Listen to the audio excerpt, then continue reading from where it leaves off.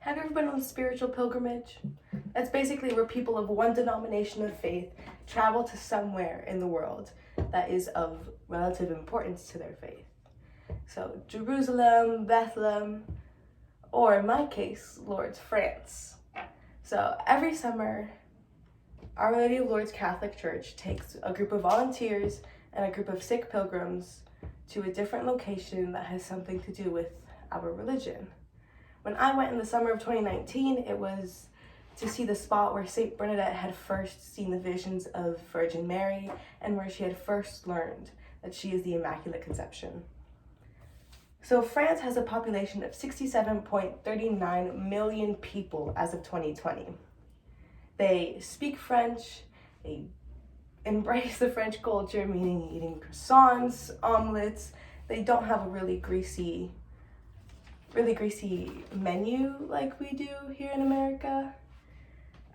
According to Heritage.com and the 2021 Economic Freedom Index, France is ranked 34th amongst 45 countries in the European region, and its overall score is below the regional average but above the world average. So in a sense, everything in the European region, France is kind of on the lower scale, but worldwide, France makes more money than most countries.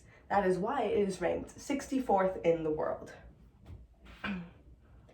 Just like America, France has a melting pot of music. The same way we listen to pop, rock, indie, rap, same there. The French Iceberg, which is a blog that focuses on popular music at the moment, wrote an article called Top 10 French Artists You Need to Listen to Now. They pay homage to people like Nefuku, who is a rap artist, and he speaks out about the French society, inequality, and friendships. His songs On Verra and My Dope have been at the top of the charts recently. They also mention a band called La Imperatrice.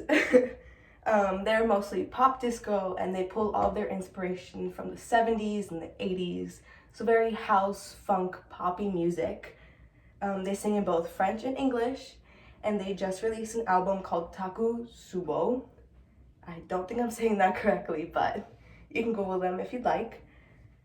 A name that's more common in this part of the world is Petit Biscuit. He is a French DJ from Normandy who makes electronic pop music. He is known for his performance in Coachella in 2018. Another thing that we have in common with France is our holidays. So according to Explicates, French public holidays, France celebrates at least 11 holidays, but there's only 2 that are different than what we celebrate.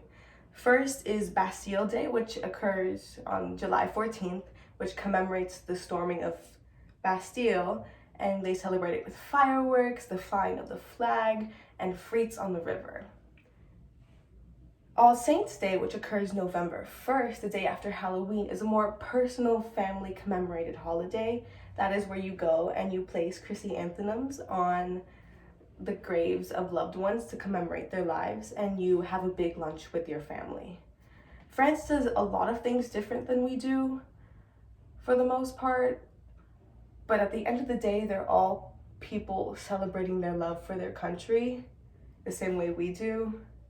And I think France is a place where people should visit because it's really interesting to see the different dynamics between different cultures. French are notoriously rude to Americans, which they have every right to. We backstab them for their civil war. But they're very nice towards each other or towards Spanish-speaking countries or Spanish-speaking people. France has changed a lot, including fashion-wise, street-wise, art-wise. They've just grown as a community and as a country. I think it's really important that everybody knows a little bit about different countries in the world, just so we all are culturally aware of our differences and our similarities and our connections to people across and around the world.